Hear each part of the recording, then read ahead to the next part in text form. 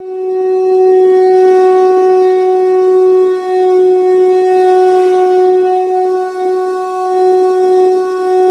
प्रिय मित्रों, मैं ज्योतिषकार कमल आप सबका हार्दिक हार्दिक अभिनंदन करता हूं आपके अपने इस प्यारे यूट्यूब चैनल एस्ट्रो कमल में। दोस्तों, आज मैं आपको एक ऐसी साधना से रूबरू करवाऊंगा जो बहुत उच्च कोटि की साधना है।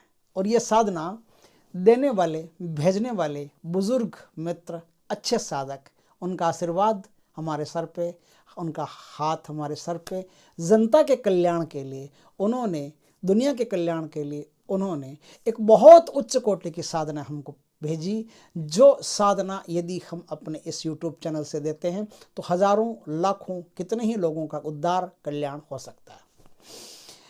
ये साधना प्रेम की साधना, भक्ति की साधना, आसक्ति की साधना, विरक्ति की साधना, इस साधना का कोई भी उपयोग हो सकता है, कोई भी उपयोग किया जा सकता है। संसार सागर में आपको कुछ चाहिए तो इस साधना का उपयोग कर लो। आपको संसार के पार कुछ चाहिए तो इस साधना का उपयोग कर लो। आपको किसी के प्रेम में मगन होना है तो इस साधना का उपयोग कर लो। और आपको किसी को अपने प्रेम में मगन करना है तो इस साधना का उपयोग कर लो। और आपको परम ब्रह्म भगवान कृष्ण की भक्ति में लीन होना है तो इस साधना का उपयोग कर लो। आपको जीरो से लेकर के, शून्य से लेकर के पार ब्रह्म परमेश्वर तक ले जाने वाली ये अद्भुत साधना है। ये आपकी मति अनुसार गति करती है। जैसे आप हैं वैसा ही आपके साथ प्रोग्राम शुरू हो जाता है। आप यदि सज्जन हैं, संत हैं, तो आपके साथ ऐसा काम शुरू हो जाता है। आप यदि इस चीज़ का सांसारिक उपयोग करना चाहते हैं तो सांसारिक हो जाएगा। कोई भी तरीके से इस साधना का आप उपयोग कर लो, बस तुरंत आपके लिए साधना शुरू हो जाएगी, अपना काम शुरू कर देगी। आपकी इच्छित वस्तुएं, आपकी मनोकामनाएं इस संसार में तुरंत पूर्ण हो जाएगी। इतनी उच्च कोटि की साधना है। दोस्तों, कोई इस साधना में ज़्यादा लंबा चौड़ा काम नहीं, एकदम सरल साधना है। 28 दिन की साधना, अष्टमी के दिन से ये साधना शुरू होती है। आपको इस साधना को शुरू करने से पहले भगवान राधा कृष्ण का अच्छी तरह से पूजन कर लेना चाहिए। फिर शुक्ल पक्ष की अष्टमी के दिन से ये साधना शुरू होती है। 28 दिन तक ये साधना शुरू होती है। ये साधना वैजंती माला पर होती है, वैजंती माला पर। और आप पीत वस्त्रों में या गोप वस्त्रों में इस साधना का आप कर सकते हो, साधना शुरू कर सकते हो। गोप वस्त्रों या पीत वस्त्रों में इस साधना को शुरू कर सकते हो। धोती इस साधना में पहन लो। ये साधना माताएं बहनें भी कर सकती है अपने अमर सुहाग के लिए। अमर मतलब जैसे कोई मरेगा ही नहीं कभी, ऐसा नहीं है। सदा सुहागिन रहो, इसलिए घर में सुख शांति रहे, इसलिए कोई भी चीज़ की कमी हो वो दूर हो जाए, इसलिए पति अगर कोई बुरी लत पड़ गई है तो उसको ठीक करना हो तो इसलिए। ये पूरी साधना है ना, ये श्रद्धा से शुरू होती है, कोई साधना नहीं, एक तरह से समझो कि भक्ति है। तो आप पूरी श्रद्धा से इसको करें और माँ और राधा के चरणों में वंदन करके, भगवान कृष्ण के चरणों में वंदन करके कि हे राधे माँ, हम आपकी ये साधना कर रहे हैं, हमें इस साधना में सफलता प्रदान करें, ऐसा पहले उनसे निवेदन करके, अनुनय विनय करके फिर इस साधना को आप अष्टमी की रात से शुरू करेंगे। दिन में अच्छी तरह से राधिका जी का, कृष्ण भगवान का पूजन कर लेंगे। राधिका जी की तस्वीर आप सुनहरे वस्त्र पर अपने सामने उत्तर दिशा की तरफ विराजमान करके और फिर वैजंती माला से इस साधना की आप शुरुआत करेंगे। कृष्ण भगवान का नाम लेकर के, कृष्ण भगवान की एक माला जप करके और फिर राधिका जी का गुरु मंत्र का जाप करके, फिर राधिका जी का ये जो मंत्र है, ये मंत्र राधिका जी के हमजाद का मंत्र है। राधिका जी के हमजाद का मंत्र है।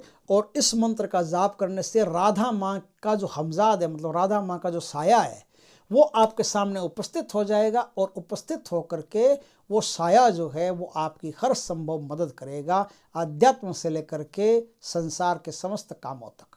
दोस्तों, इस साधना को करने के लिए आप 2 तरीके यूज कर सकते हो। एक तो सनातन धर्म का जो तरीका है, उस तरीके में आप चाहो तो इस साधना में पद्मासन में या सिद्धासन में बैठ करके, सुखासन में बैठ करके, आलथी पालथी मार करके भी शुरू कर सकते हो।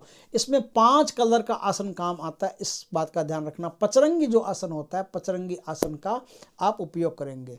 अब यदि आप इस्लामिक तरीके से इस साधना को करना चाहते हैं तो कुछ नहीं करना, सिर्फ दिशा मोड़नी है। ये साधना पश्चिम दिशा में होगी और वज्रासन में बैठ करके होगी, जिसे मुसलमान नमाज पढ़ते हैं, उसमें सर पे टोपी रहेगी, बस इतना ही है।